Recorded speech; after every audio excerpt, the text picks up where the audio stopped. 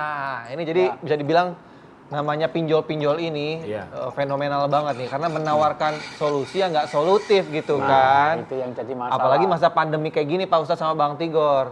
Kita banyak orang walaupun udah tahu ini hal yang nggak gampang untuk diberesin, tapi tetap aja tergiur dengan berbagai macam penawaran. Kebutuhan. Kalau itu kebutuhan betul, tapi jangan sampai itu hanya keinginan. Iya. Karena kebutuhan adalah memang sesuatu yang memang dibutuhkan. Tapi biasanya kebutuhan sama keinginan sama itu Ustadz. Karena menginginkan dulu untuk kebutuhan itu gitu loh kan. Nah, itu keinginan ya untuk kebutuhan boleh.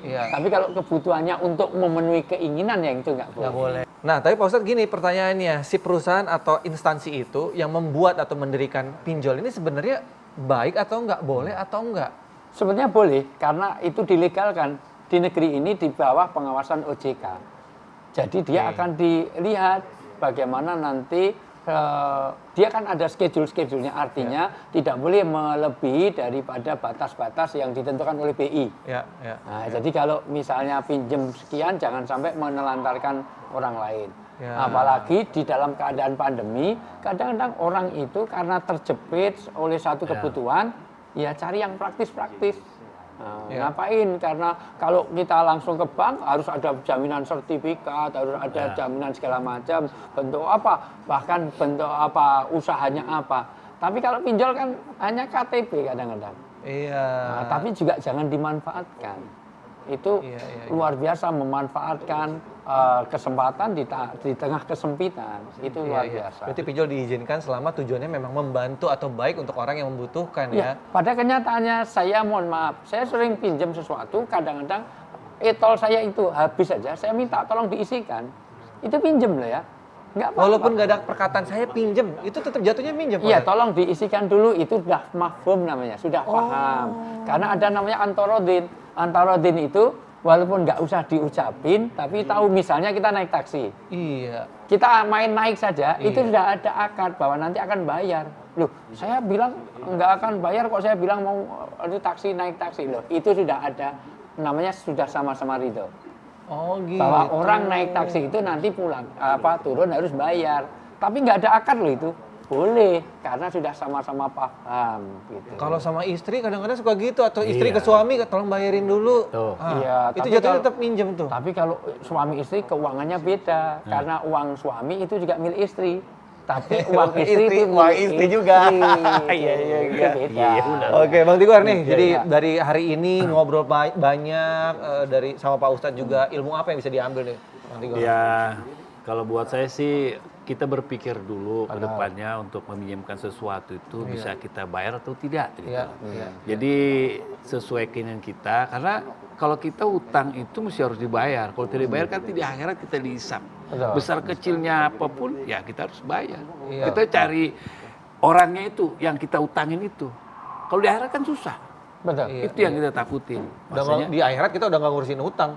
Tiba-tiba dinilai, masuk aja ke kita dosanya ya maksudnya. Itu dia. Jadi yang kecil di dunia, tapi jadi masalah besar nanti di akhirat. Masya Allah. Nah Pak Ustadz, boleh deh. Apa nih kesimpulan dari ngobrol perihal iman kali ini Pak Ustadz? Masya Allah.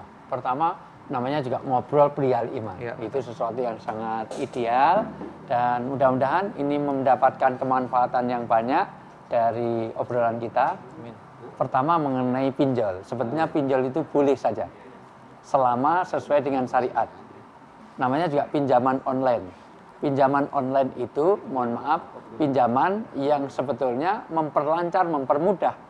Karena serba online ini semuanya diperlukan. Mau delivery makanan saja perlu online.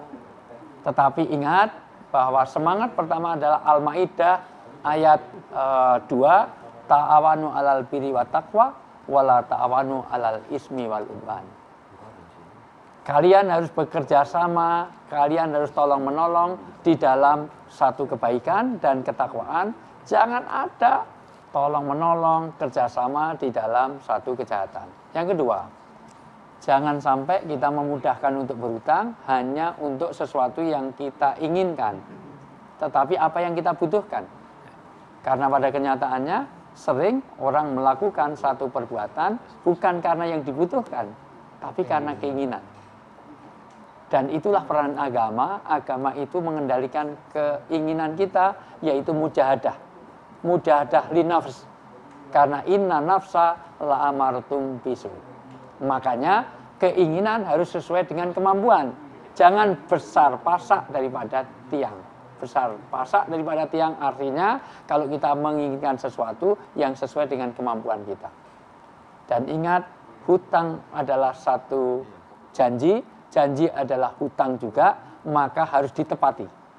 Dari sisi ini, hutang piutang di ayat yang paling panjang, di surat yang paling panjang di dalam Al-Quran adalah mengenai hutang piutang. Orang yang berhutang seharusnya segera melunasinya karena matlul ghani dzulmun. Orang yang menunda-nunda hutang itu adalah sekali lagi itu akan jadi kedzaliman. Bagi yang menghutangi, siapa yang melonggarkan saudaranya, sesungguhnya Allah akan melonggarkan, melapangkan hidupnya dunia sampai akhirat. Karena itu bagian dari rasa keimanan kita kalau ada kepedulian satu dengan yang lain. Apalagi di saat-saat pandemi seperti ini, sudah saatnya kita mengulurkan tangan kita untuk meringankan beban saudara kita.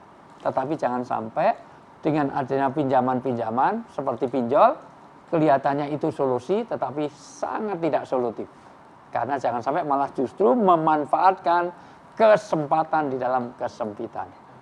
Maka terhadap hutang piutang ini Rasulullah sampai mengajarkan kita supaya terhindar dari ghallabatud dain. Ya Allah, hindarkan kami dari jeratan hutang.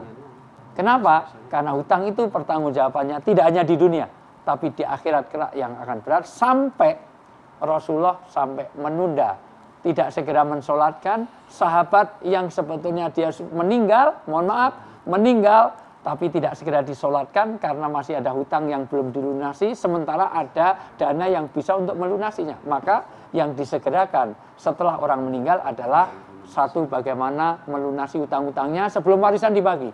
Selain juga janji-janjinya, selain dengan sumpah-sumpahnya dan wasiat-wasiatnya. Maka dengan adanya pinjol, semangatnya adalah semangat saling tolong-menolong. Dengan pinjol, carilah pinjaman-pinjaman yang memang kita butuhkan, yang sesuai dengan syariat, jangan sampai terjadi riba, dan jangan sampai kita tidak antarodin, tidak saling ridho. Mudah-mudahan dengan kita paham ini, kita tidak mudah-mudah untuk terjerat sesuatu yang tidak sesuai dengan syariat. Amin. Assalamualaikum warahmatullahi wabarakatuh. Waalaikumsalam warahmatullahi wabarakatuh.